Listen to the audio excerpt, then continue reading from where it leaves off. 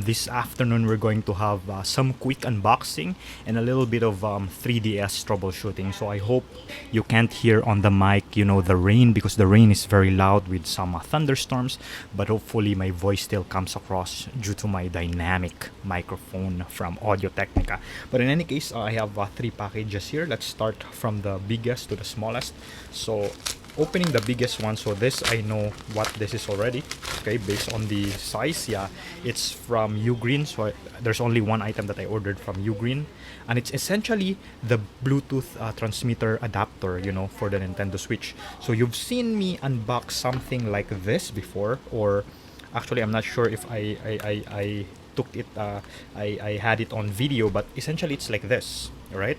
But I wanted a black one because this one is, blue and red. It looks ridiculous on my other gadgets, like the Discman. So in my previous video, I showed in there, I basically showed, the how the Discman works, how to make the Discman work with the Bluetooth transmitter. Okay, so but the thing is, my Discman is colored black, so it's there at the back, so I won't get it anymore. But essentially, for items, for example, like the 3DS right here, right, where if your 3DSs, they don't have Bluetooth capability right at the outset, so basically you put the 3.5 millimeter headphone jack in, and basically that it allows it to output into Bluetooth, right? But the reason why I bought this first, you might ask, why didn't you buy the black right away? The reason is because the blue and red actually has the aptX capability, so that means it solves a lot of the latency issues. However, the black one, which I'm gonna open right here, it actually doesn't have aptX. So what that means is that this will be good for music and stuff, but not for like video games, because there's gonna be some delays and stuff. But as you can see, they look very similar, but I have to say the black looks more classy. Unfortunately, it doesn't have aptX. They should have put aptX on both, but this one, I've been using this for a long time. But you see, if you put the black one on the 3DS XL, it fits there a lot well. And also the color black fits more into other color schemes. Or for example, I have here my daily driver, my new 3DS regular. It's my main 3DS. Most of the games I played seriously, I play here. If I want it on a bigger screen, that's why I have the XL. But in any case, if you put the black right here, it feels like it belongs, as opposed to the blue and the red, where it stands out like a sore thumb, right? But in any case, yeah, I both are fine if I'm playing like rhythm-based games like Taiko no Tachuji and stuff like that. I use this, but so for just like general audio and stuff without aptX is fine. But you can see I bought this because these guys are like slowly running out, because I believe people are just depleting their stocks, because the moment Nintendo Switch activated the Bluetooth capabilities, devices like this are essentially obsolete. So I doubt they'll be making new stuff like this anymore. Okay, but in any case, let's go to the next one. So let me close the box right here. The next one is this.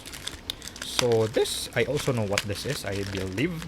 Yeah, so this is just a TPU case. Okay, like a TPU case for what? Well, it's a TPU case for my, let me open this very quickly. Hopefully we don't need any scissors here. Here you go.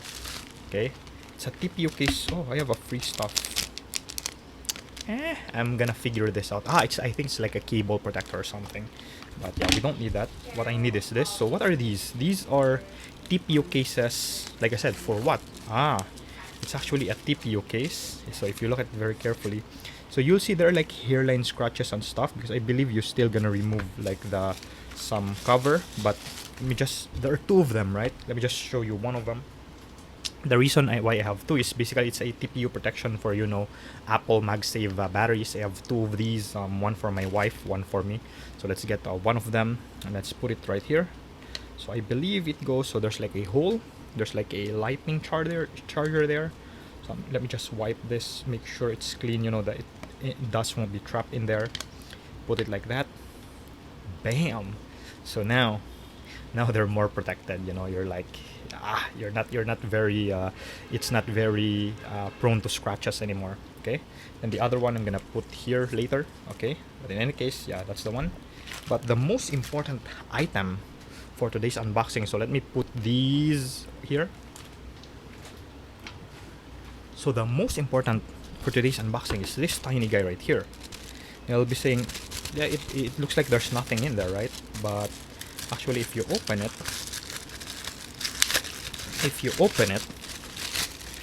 you will see this curious thing. What is this? What is this electronic component? So let me show you what that is for. Okay, let me put the scissors on the side right here. So here's my daily driver, my main 3DS. So as you can see, I don't know if it's because I'm looking at the source of light. Hopefully you can see the screen right there. Here's the circle pad, right? It has rubber and stuff. It's where I mostly play my 3DS games. Look at this guy. Look at the XL. Okay, so when we open it, look what's happening. Okay, so I hope you can see it, but basically there's a ghost movement on the up direction. All right, so this is the circle pad. So there's no more rubber. You can buy that very quickly, but in any case, I still like it even without the rubber. But the problem is, as you can see, it has ghost movement already going up, right? And I tried cleaning it and stuff, and yeah, I don't think it will ever recover. So what I'm gonna attempt to do is really change the internal component, this one, and hopefully that's where the problem lies. If not, then I'm gonna troubleshoot it one more time. So what we're gonna do is we're gonna turn it off, the system. And before opening it, we're going to remove the cartridge. So I have right here Resident Evil Revelations, also my very first 3DS game, which I bought back in, I don't know, like 2013, 2014, something like that. Yeah, that's a long time already. We remove the stylus, and of course, so I can just remove this right away. I took the screws out because before there were screws in there that holds the back plate, but I keep removing the SD card before, so that's why I just remove it altogether. But you have here the 128 Samsung micro SD card, and of course we remove the battery. Okay, and so now let's get our screwdriver. So making sure that as we remove all the relevant screws, what I do is that I have this casing right here. I lay out the screws exactly the same layout that I took them out, so that when I'll be screwing them back in, it will be very trivial. You know which screws. Also, although it doesn't matter, like any screws can go into any slot because they are of the same size. But it's nice if they go into the actual slot that they belong. That way they won't have to rethread the old threads that were threaded by an entirely different screw. But again, it doesn't matter. So if you remove the black backplate of your 3DS, you do have to be careful because the ZL-ZR and the R and ZL-ZR and then the R and L button, they're connected to the main board via a ribbon cable. So you have to be very careful in lifting it out. You don't just remove it because it's connected by a ribbon cable. And in fact, sometimes you can remove that, but sometimes you actually don't need to remove it. I think there are still 2 more screws here that I missed. Okay, so there are overall 8 screws, I think. Yes, there are 8 screws. Okay, there you go. So now we can remove this, and again, very carefully, because like I mentioned, at the back, you see that? You see this? So there are like ribbon cables holding the shoulder buttons, on the back plate towards the main board. So we don't have to remove that. Okay, so we don't have to remove that. We'll just have to position this very carefully, because what we're gonna do, so I hope you can see it. I'm talking about these 2 ribbon cables, right? So we don't have to remove that. We'll just have to slot them like that. And then let me get my replacement circle pad. Hopefully it looks the same, so it will look like this when putting it in. Okay, and what we do is, so this is the new one, remove the old one, and again, hopefully this is the defect is in here, because if it's on the board, then that's gonna be a lot more trickier to fix. But in any case, yeah, hopefully it's this. So you have the 2 screws holding the circle pad in there, the circle pad body, right? And then we remove the ribbon cable holding the circle pad. So right here, so we just push it up if my fingers can get them. All right, here you go. So again, we compare it. They look very similar, but yeah, this guy looks a bit old now. So we just remove the old one. Okay, and then the new one, we slot it in that exact same position where the ribbon cables will latch onto. We'll lock it again. All right, it's locked now. Very straightforward. And then we put it back in. Okay, and then we put the screws back again. Very simple. Okay, the other one. Okay, so now I won't be putting the screws back in, so let me put the back plate here very carefully. So I won't be putting the back screws yet, because we do want to test it, you know. So let's just make sure that the back plate is in place right there. Okay, there you go. So I won't be putting the screws yet, but I'm gonna put the micro SD card, and I'm gonna put the battery. Okay, because okay, what we're gonna do is we're gonna turn it on and hope that, you know, the ghosting is not there anymore. If it's still there, then the problem would have to be a board problem, and again, that's a bigger headache, because then you have to figure out which portion of the board is, you know, causing the controller. You'd even, worst case scenario, you'd even have to replace the whole board. But voila, it's not. It's just the C-stick. So you see there. Okay, so I hope it's clear right now. Before, it was ghosting, moving on its own up and down. Now it's fixed again.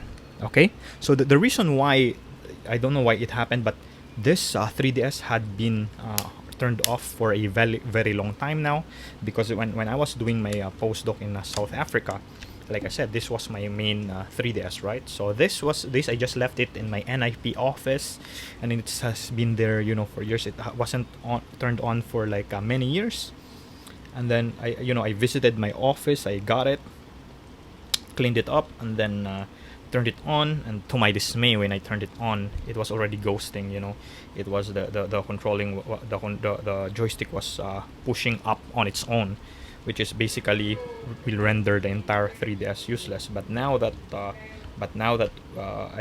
look at Lazada and then look at some replacement sticks, and fortunately they're very, you know, they're just available everywhere, because there are like millions of 3DS units produced, and you know, at the height of its popularity, there are also a lot of people offering their troubleshooting services, their electronic services, basically fixing Nintendo 3DS units. Okay, but now you can barely find those people anymore, because you know, the 3DS is an obsolete game system. So if you have like some older gaming systems, you have to be able as well to fix them, you know, if should they retire or whatever, right?